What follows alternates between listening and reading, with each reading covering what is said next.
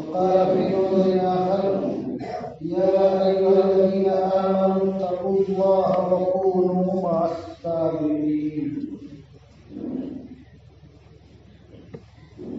صدق الله العظيم.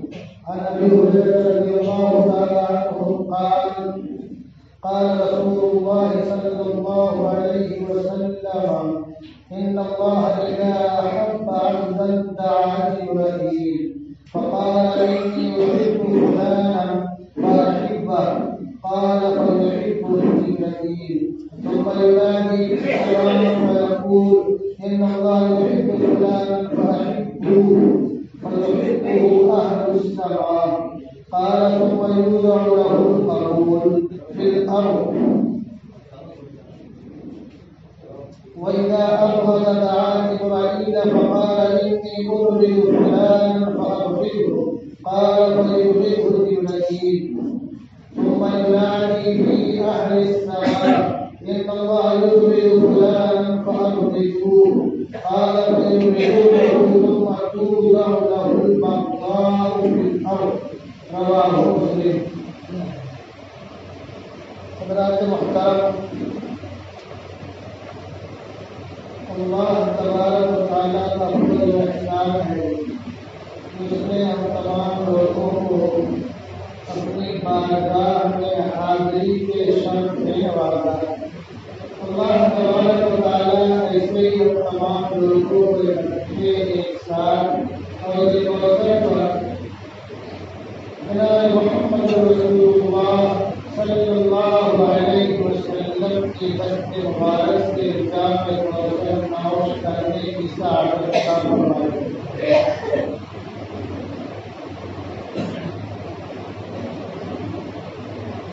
میں نے جو آیت تلاوت کی سورہ مریم کی آیت نمبر 96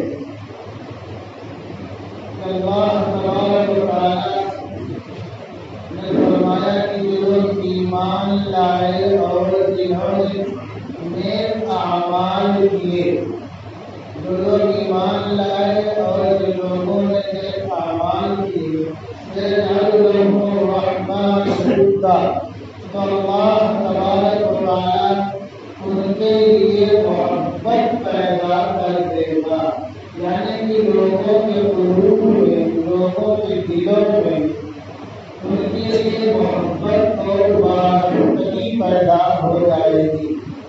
قرآن کی تفسیر اگر احادیث مقدسہ سے ہو تو بہت ہی اچھی بات ہے۔ اس آیت کی تفسیر مسلم حدیث نمبر 6705 سے بہت ہی اچھے انداز سے ہوتی ہے کہ اللہ کے پیارے حبیب ارشاد فرماتے ہیں کہ اللہ تبارک و تعالیٰ جب کسی بندے کو محبوب رکھتا ہے، چاہتا ہے، اپنی بارگاہ میں شرف مقبولیت سے نوازتا ہے، تو جبریل امین کو بلاتا ہے اور کہتا ہے کہ انی احب فلانا، میں خدا کو چاہتا ہوں باقی بات، تو تم بھی اسے محبوب رکھو، چاہو۔ تو اللہ رسول صاحب فرماتے ہیں کہ اس کو محبوب رکھتے ہیں اور چاہنے لگتے ہیں۔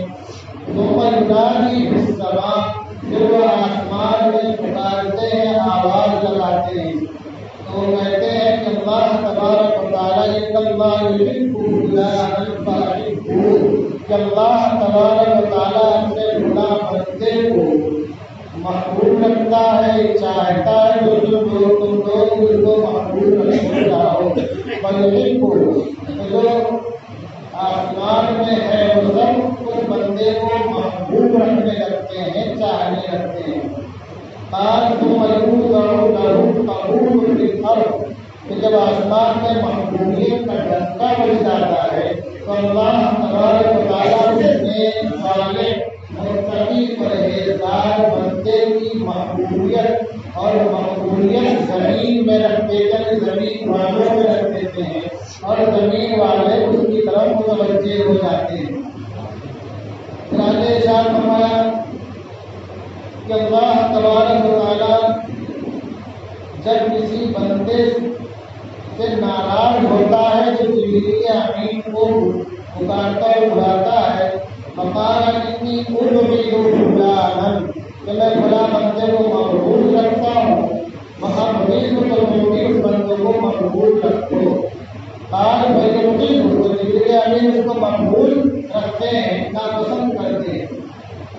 ثم ينادي بأهل السماء، جبریل امین اہل سماء میں آسمان والوں میں پکارتے ہیں، آواز لگاتے ہیں کہ اللہ یبغض فلانا، کہ اللہ تعالیٰ فلاں کو مقبول رکھتا ہے، ناپسند کرتا ہے۔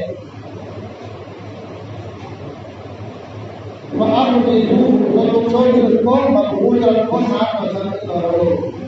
قال فیقولون، تو آسمان والے اس کو مقبول رکھتے ہیں، ناپسند کرتے ہیں۔ یعنی اللہ کے دربار سے جب اس پر ناراضگی کا اعلان ہوتا ہے تو جبریل امین کی ناراضگی کا اسے اظہار کرتے ہیں پوری، اور اہل سما میں اعلان کرتے ہوئے ناراضگی کا اظہار کرتے ہیں۔ تو پھر اس سے دکھ اور پوری زمین والوں میں رکھتی جاتی ہے، تو زمین والے اس سے دوری بنا کے رکھتے ہیں، اس کے قریب نہیں آتے ہیں۔ یہ مسلم شریف کی روایت ہے۔ جو آیت ہم نے تلاوت کی سورہ مریم کی آیت نمبر 96 میں، آپ جب مفسرین کی تفسیریں دیکھیں گے اس آیت کی تفسیر کی ذیل میں حدیث آپ کو حوالے ملے گی۔ تو حضرات محترم، اسی کا عند اللہ اور عند الناس مقبول ہونا یہ بھی اللہ کی طرف سے ہے، اور عند اللہ عند اہل السماء وعند جبرائیل وعند اہل الارض محبوب و پسندیدہ ہونا یہ بھی اللہ کی طرف سے ہے۔ تو اللہ کے بعد ایسے بندے دنیا میں تشریف لائے کہ جن کی طرف نسل انسانی جوڑ در جوڑ پہنچتی رہی اور جن کا رجحان، جن کا قلب ان کی طرف مائل رہا، ان کو دیکھنے کے لیے، ان کی مجلس میں شرکت کے لیے، ان کی باتوں کو سننے کے لیے، ان کی زیارتوں ملاقات کے لیے، وہی محبوب شخصیتوں میں سے چونکہ ربیع الثانی کا مہینہ چل رہا ہے، 11 ربیع الثانی 470 یا 71 شیخ عبد القادر جیلانی رحمت اللہ علیہ کی یوم ولادت ہے، یوم پیدائش ہے۔ اسی نسبت سے ہمارے بہت سے بھائی بہت کچھ کرتے ہیں، لیکن صحیح بات تو یہ ہے کہ حضرت کی تعلیمات پر عمل کرنا ان سے محبت کا اظہار ہے، اور اپنے بھارت کے ریت رواج کے عمل کرنا یہ حضرت سے محبت اور تعلق کا اظہار نہیں ہے۔ تو حضرت کی محبوبیت کا یہ عالم ہے کہ مختلف مؤلفین اور مصنفین نے حضرت کی زبانیں لکھی، اور عالم بر زمین کے بھارت کے عظیم رائٹر، عظیم عالم جن کو عالم اسلام میں مقام حاصل تھا، اور جن کو دنیا مفکر اسلام کے نام سے جانتی تھی، مفکر اسلام حضرت مولانا سید ابو الحسن علی ندوی طاب اللہ ثراه وجعل جنت مثواه نے اپنی بہت ہی اہم جو کی تعلیم ہے، تاریخ دار العظمت 5 جلدوں میں ہے۔ ایک جلد میں حضرت شیخ عبد القادر جیلانی رحمۃ اللہ علیہ کا تذکرہ بہت ہی اچھے انداز سے کیا ہے۔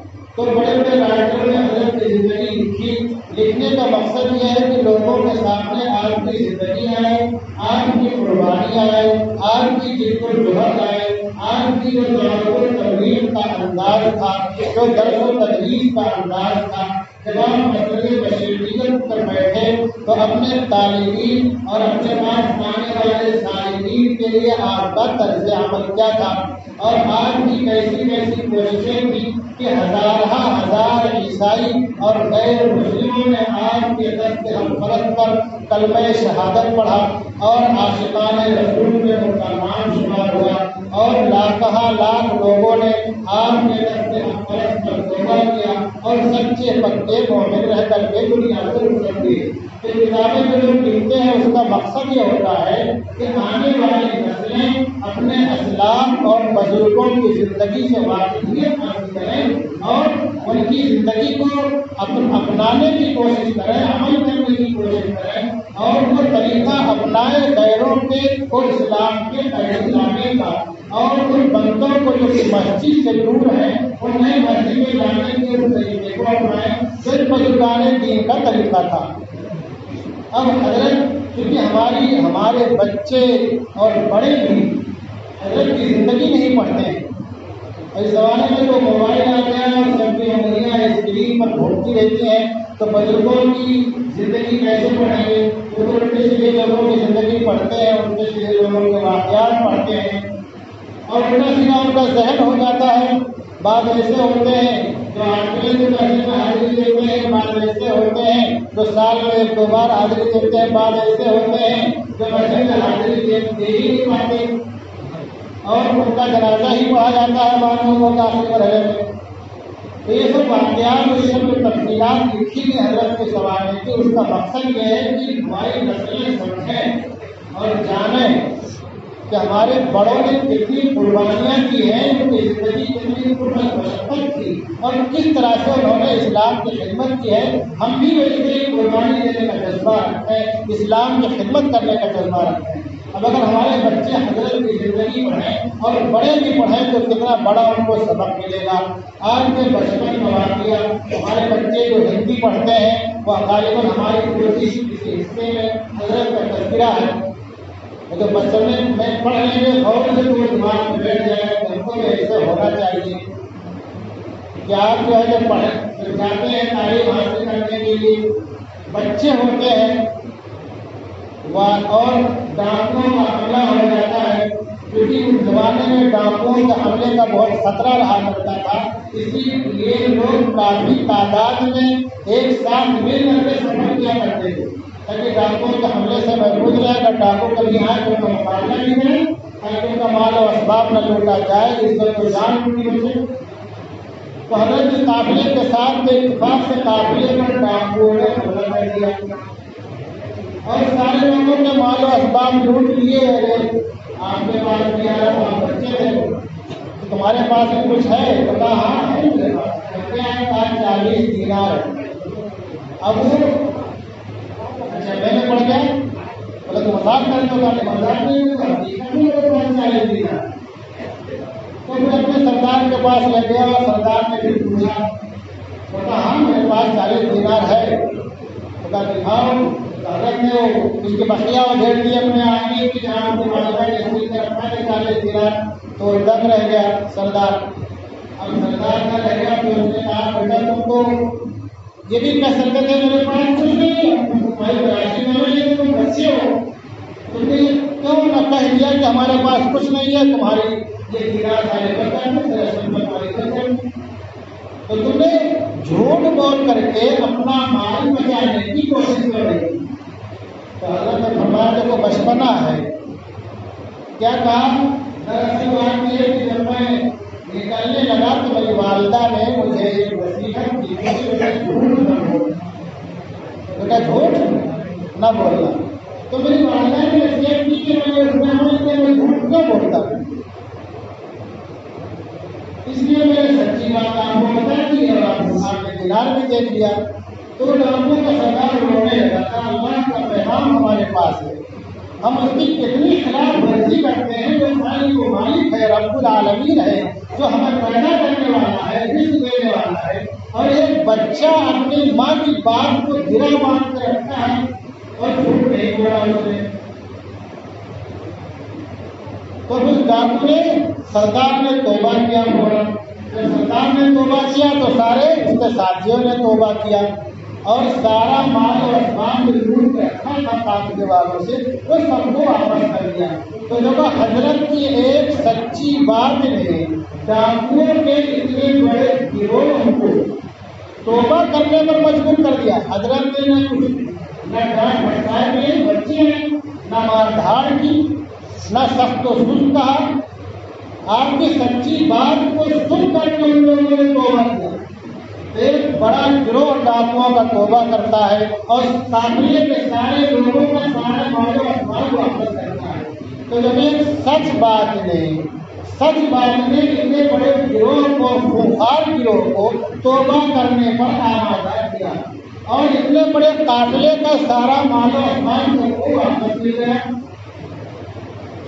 تو ہمارے بچے جب یہ پڑھیں گے کہ سچ بولنے کا ثمرہ دنیا میں کیا ہے اور آخرت میں کتنا بڑا اجر ملے گا, اور ہم جس کا نام لیتے ہیں, جس کا نعرہ لگاتے ہیں, وہ بچپنے سے کسی سچے پکے کے, تو ہم سب ایسے سچا پکا مسلمان ہونا چاہیے.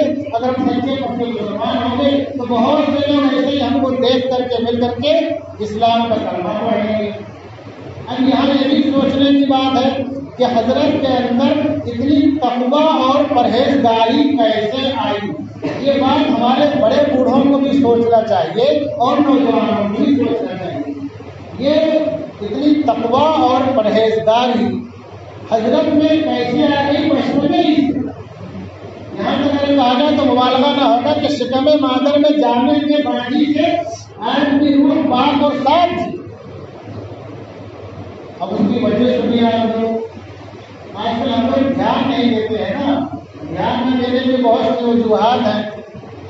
کیا کریں گے؟ جہیز کے چکر میں پتہ نہیں کہاں سے لے آئیں گے. جبکہ اللہ کے رسول نے فرمایا کہ من تزوج امرأة لمالها لم يزد الله إلا فقرا. اگر کسی نے کسی سے عورت سے اس لیے شادی کی وہ بہت مال و زر والی ہے تو اللہ تعالیٰ اس کی محتاجی اور تنگ دستی کو ہی بڑھائے گا. تو ہم کیا کرتے ہیں جہیز کے چکر میں, کس کے چکر میں, پتہ نہیں کیا کیا کرتے ہیں. جبکہ شریعت میں جہیز کا کوئی تصور نہیں ہے. ترکہ میراث میں لڑکیوں کا حصہ ہے جس کو قرآن نے بہت ہی حصے بکھرے کر کے بتایا ہے. سب کس کا حصہ کتنا, کس کا حصہ کتنا, اور حصہ دینا بے فرض ہے, واجب اور مستحب نہیں ہے. تو جو قرآن نے ہمارے اوپر لازم کیا ہم نے اس کو چھوڑ دیا اور بھارت کی ریت اور یہاں کی پرمپرا کو اپنا لیا ہم نے, اور ہم جہیز کے دینے اور لینے والے بن گئے. نکاح مشکل ہو گیا. بہت سی بچیاں ہماری غیروں کے گود میں اس لیے چلی جاتی ہیں, مرتد ہو جاتی ہیں. پھر اس کے بعد میں جہیز کا سامان مہیا کرنے کا پیسہ نہیں ہے, باراتیوں کو کھلانے کا پیسہ نہیں ہے, اور دوسرے سے رابطہ ہو گیا, چلو فری میں کام ہو گیا, مرتد ہو جاتی ہے. تو غور کا مسلمانوں کے حضرت میں بچپنے ہی سے تقویٰ پرہیزگاری اور یہ صالحیت کیسے آئے. آپ کے والد کا نام ہے ابو صالح جنگی دوست. وہ حسنی ہے. کیا ہے وہ؟ حسنی. اور آپ کے نام کا نام ہے, آپ کے نانا کا نام ہے عبداللہ سمعی حسینی, اور نانا حسینی ہے اور آپ کے والد حسنی ہیں. یعنی حسنی اور حسینی دونوں نسبتیں آپ کے اندر جمع ہیں. اور واقعہ کیا ہے؟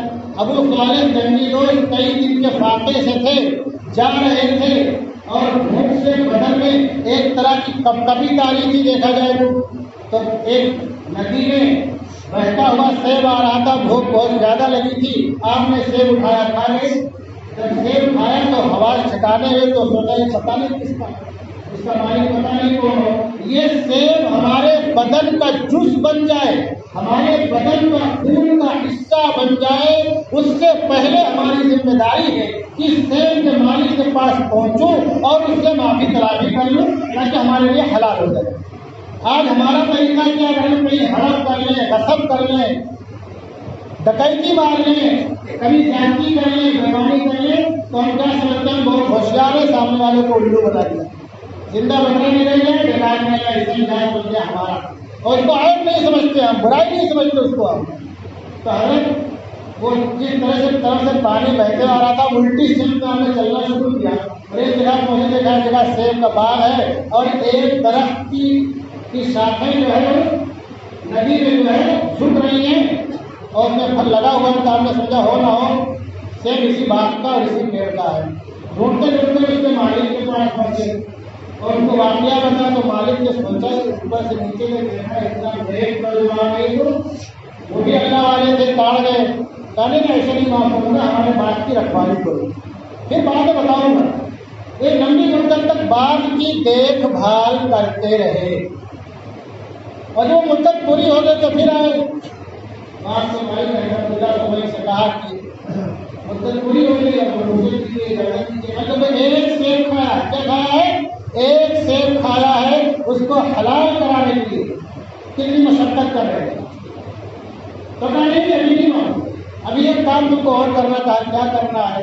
ہماری ایک بچی ہے جو بوڑھی ہے، لڑی ہے اور گونگی ہے، بہری ہے، اندھی ہے، تم کو ان سے شادی کرنا پڑے گی۔ اب تم نے سیب کھا لیا تھا نا، سیب کھا چکے تھے،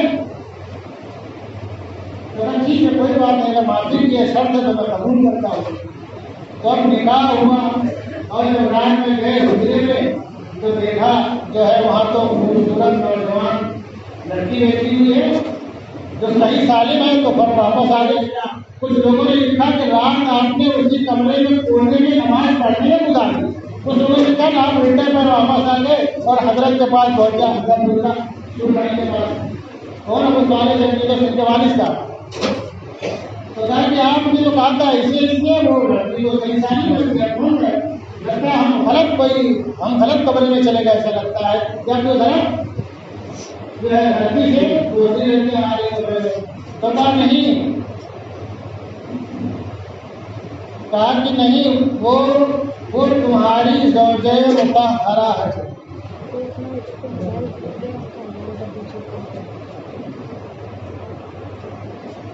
وہ تمہاری زوجہ مطہرہ ہے۔ تو کہا تو ہم نے کہا لوگی نے کہا لوگی اس لیے کہا تو بھائی کوئی غلط کام اس نے میرے ہاتھ سے نہیں کیا، لکڑی اس لیے کہا کہ گھر کے قدم اس نے باہر نہیں نکالا، اندھی اس لیے کہا تھا کہ غیر محرم پر کبھی اس کی نگاہ نہیں پڑی، گونگی اس لیے کہا تھا کہ کبھی غلط بات اسے زبان سے نہیں نکالی، بہری اس لیے کہا تھا کہ کوئی غلط بات اس نے نہیں سنی۔ اب اس نکاح کے بعد جو دنیا کو ثمرہ ملا، جو دنیا کو ثمرہ ملا اس جوڑے سے، جو دنیا کو گھر ملا اور جو اولاد ملی، دنیا اس کو کس نام سے جانتی ہے؟ شیخ عبد القادر جیلانی رحمت اللہ علیہ رحمت واسعہ کے نام سے جانتی ہے۔ تو جو ماں باپ اتنے نیک ہوں، اتنے صالح ہوں، اتنے پرہیزگار ہوں، یہاں جہیز دینا نہیں تھا، بارات بلانی نہیں تھی اور کوئی دھمکی دباؤ نہیں، یہاں تو دیکھا جائے تو حضرت ابو طالب جنگی دوست نے باغ کی رکھوالی کی ایک مدت تک اور بعد میں پھر یہ نکاح ہوا۔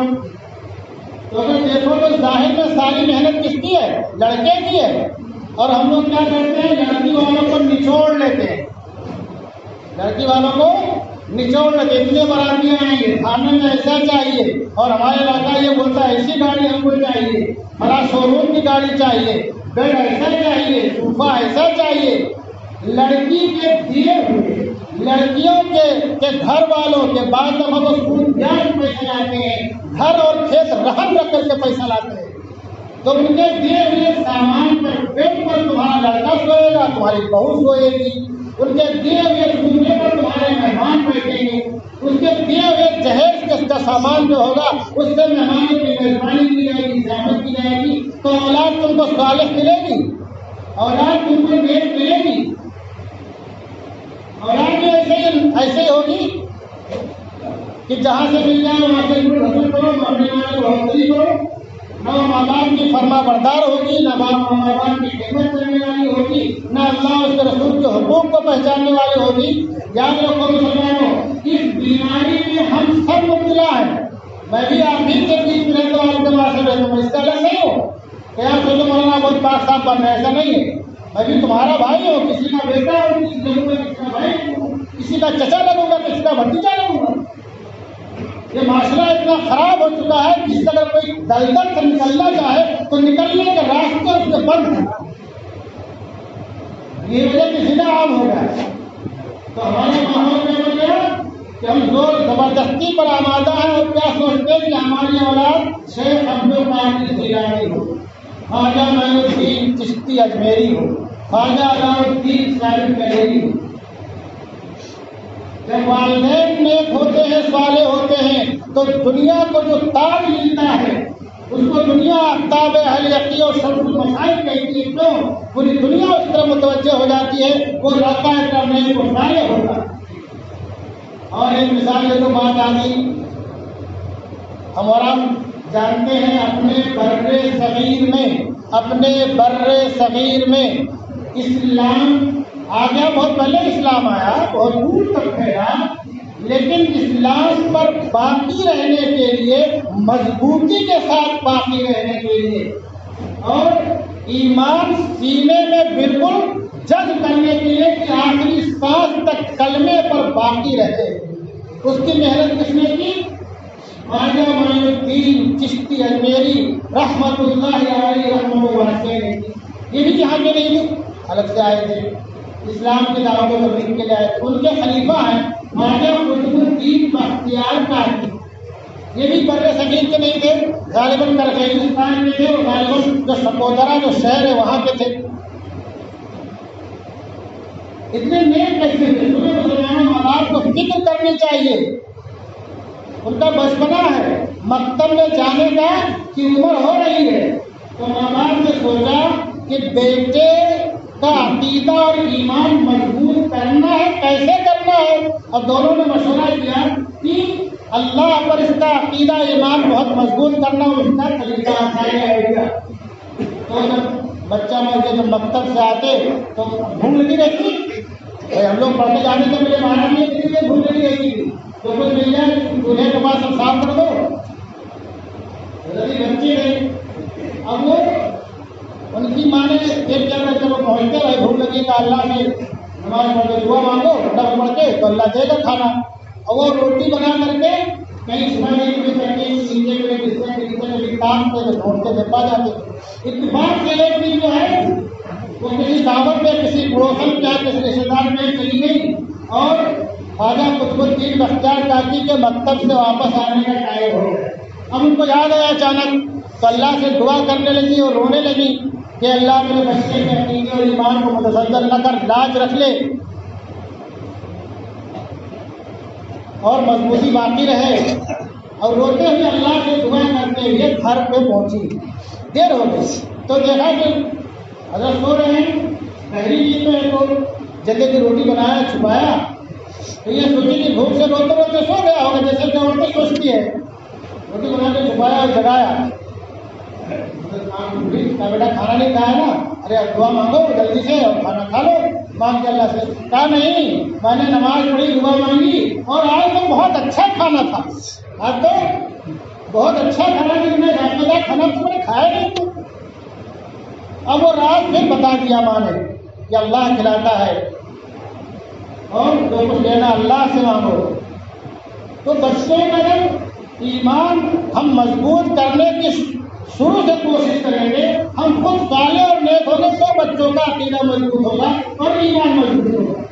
اب وہ آگے چل کے اتنے بڑے ولی ہوئے کہ خواجہ معین الدین چشتی اجمیری رحمۃ اللہ علیہ رحمۃ اللہ کے خلیفہ ہوئے، اور پورا دلی ان سے لکھا، پورا دلی ان سے جڑ گیا، اور ان کے ہاتھ دلی میں اکثر لوگوں نے توبہ کی، جہاں تک کہ شاہ وقت شمس الدین التمش نے بھی حضرت کے ہاتھ میں توبہ کی ہے. اور ایک وقت ایسا آیا کہ دلی کے جو دوسرے مشائخ تھے، کچھ لوگوں کو کے دلوں میں کچھ بات پیدا ہو گئی جن کی وجہ سے ہماری تھوڑا سا وہ ہو رہی ہے، لوگوں کی توجہ گھٹ رہی ہے. تو خواجہ معین الدین چشتی اجمیری نے شکایت کی کہ آپ کا خلیفہ جو ہے آیا تب سے، تو حضرت سمجھ گئے فوراً. حضرت باقاعدہ سفر کر کے آئے اور خواجہ نبی سے کہا دیکھو اب یہاں سے تم میرے پاس چلو، تم وہاں بیٹھے رہو گے، میں کھڑے ہو کر تمہاری خدمت کروں گا. دیکھو پیر کس کو بول رہا ہے؟ اپنے مرید کو بول رہا ہے، خلیفہ کو.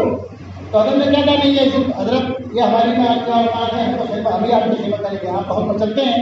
رستے سفر بندھا دلی سے باہر جانے کے لیے، اجمیر جانے کے لیے، پورا دلی امڑ آیا آپ کو واپس لانے کے لیے. یہاں تک کہ شمس الدین التمش نے آ کر کے درخواست کی بادشاہ میں آپ دلی مت چھوڑیے. تو یہ تقویٰ اور پرہیزگاری جو پیدا ہوتی ہے، اصل ماں باپ کی دعاؤں کا ثمرہ، ان کی توجہات کا ثمرہ، ان کی نیکیوں کا ثمرہ ہوتا ہے.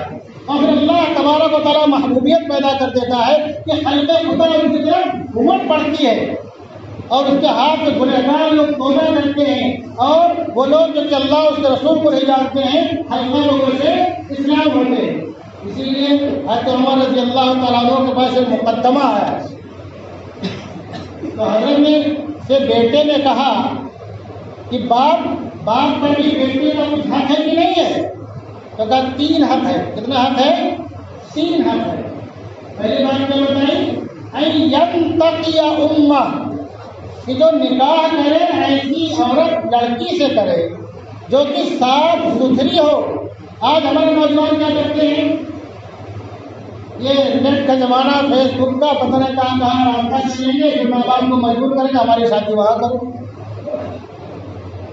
تو جو پہلے سے تمہارا رابطہ ہے نکاح سے پہلے سے، تو تم کیسے اس کو صاف ستھری سمجھ سکتے ہو؟ بتاؤ.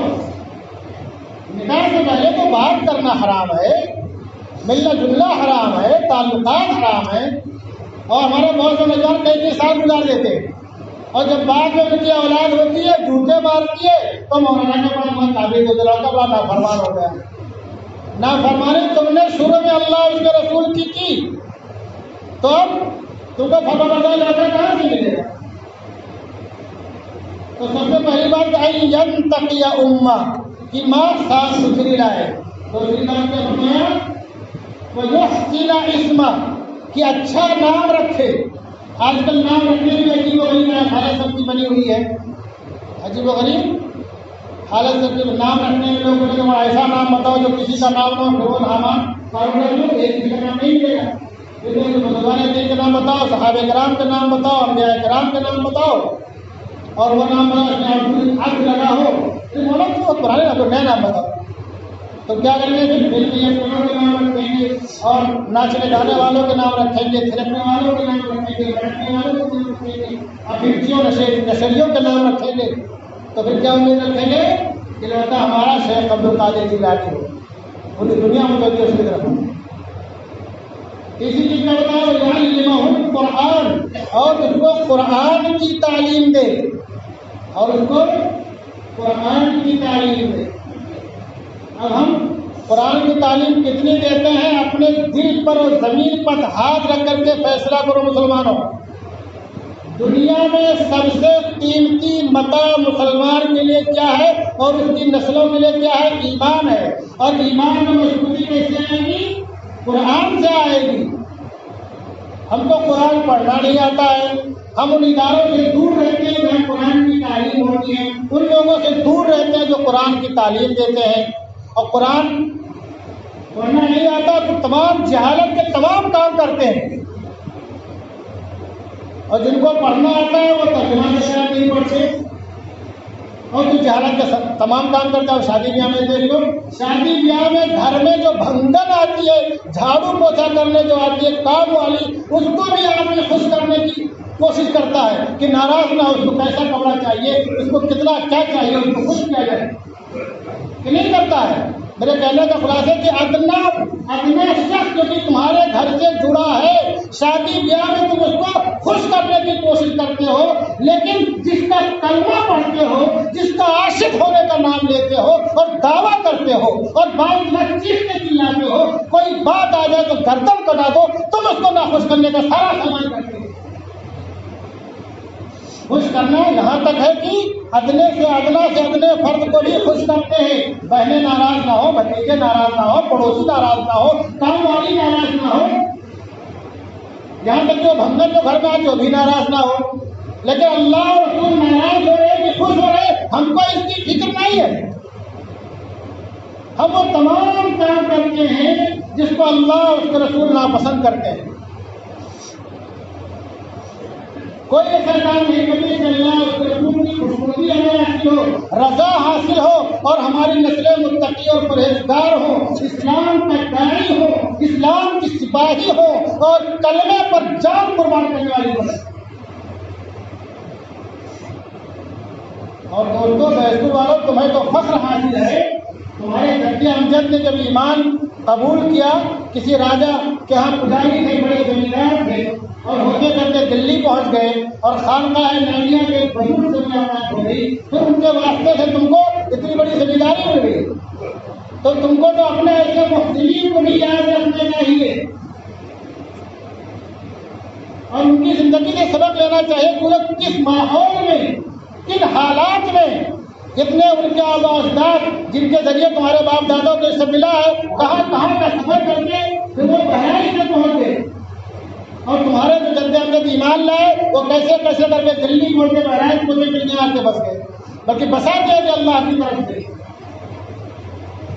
تو ہم تو اپنے تمام لوگوں کو یاد کرتے ہیں، یاد رکھتے ہیں، اگر شادی بیاہ خوشی کے موقع میں اگر بھولتے ہیں تو کس کو بھولتے ہیں؟ اللہ اور اس کے رسول کو بھولتے ہیں۔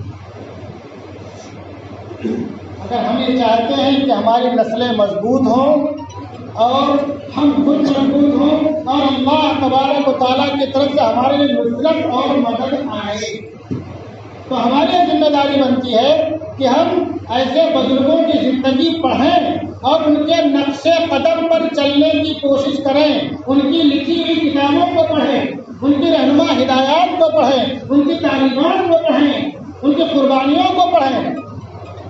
اب شیخ عبد القادر رحمۃ اللہ علیہ کی کئی کتابیں ہیں، لیکن ایک ایسی کتاب ہے کہ دنیا کی کوئی زبان ایسی نہیں ہے جس میں اس کتاب کا ترجمہ نہ ہو۔ اس کا نام کیا ہے؟ حلیۃ الطالبین، نام آپ نوٹ کر لیجیے، اس کا نام کیا ہے؟ حلیۃ الطالبین۔ یہ ایسی کتاب حضرت کی ہے، حضرت شیخ عبد القادر جیلانی رحمۃ اللہ کی اس کتاب کا ترجمہ دنیا کی تمام زبانوں میں ہے، کوئی زبان ایسی نہیں جس کا ترجمہ نہ اردو میں بھی ہے، ہندی میں بھی ہے، انگریزی میں بھی ہے، پشتو میں بھی ہے، مراٹھی میں بھی ہے، کنڑ میں بھی ہے، بنگلہ میں بھی ہے، کوئی زبان نہیں باقی ہے۔ ہم تو محبت کا دعویٰ کرتے ہیں، اگر ہم محبت کا دعویٰ کرتے ہیں تو کم سے کم ان کی وہ کتاب لے لیں، خود پڑھیں، اپنے بچوں کو پڑھائیں، تاکہ ہمارے بچے سمجھیں کہ ان کی جو قربانیاں ہیں تو انہوں نے کیا کیا چھوڑا ہے آنے والی نسلوں کے لیے، اور ہمیں آگے کی زندگی میں کیا کرنا ہے، اور ہم سچے پکے مومن اور مسلم کیسے رہ سکتے ہیں، ہمارا خاتمہ ایمان پر کیسے ہو سکتا ہے۔ تو دوستو، ربیع الثانی کے تعلق سے مسلمانوں حضرات کے سامنے آ گئی، اگر کسی کو ہماری بات تلخ لگی ہو تو میں معذرت چاہتا ہوں، سچی بات تلخ ہوتی ہے۔ اللہ تبارک و تعالیٰ ہم تمام لوگوں کو اپنے اسلاف بزرگوں کا خالی نام لینے والا نہ بنائے، بلکہ ان کی زندگی اپنانے والا اور ان کی طرح اسلام کے لیے کرنے کے لیے محنت اور مشقت کرنے والا، مجاہدہ کرنے والا بنائے۔ ہمارے یہاں عزت بلال